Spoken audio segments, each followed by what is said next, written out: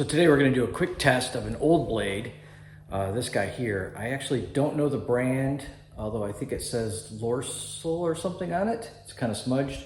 That I inherited with the saw, so I actually have no idea how old it is. I've been using it for about 2 years in, hobbyist kind of level work.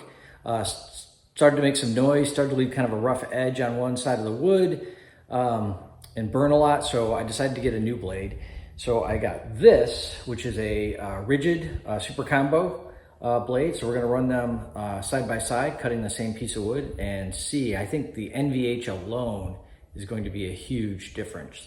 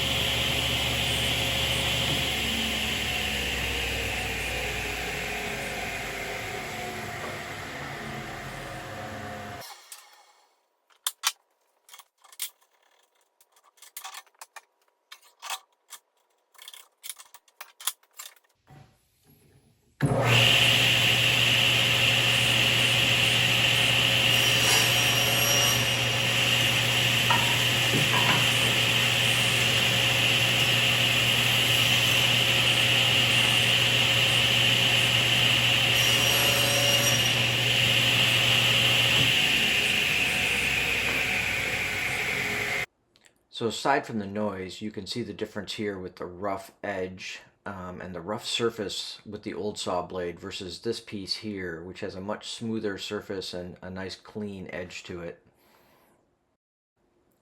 So the noise levels varied a little bit, but the peak really was about 3 dB difference between 80 and 83, which may not seem like a lot, but one important thing to consider is, both of these sound levels are quite loud and dangerous to your ears. So as can be seen here, 3 dB actually is twice the sound power, and you have to remember that sound levels are measured logarithmically. So that 3 dB is actually significantly louder and therefore potentially more dangerous to your ears.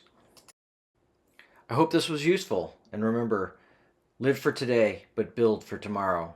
And thanks for watching.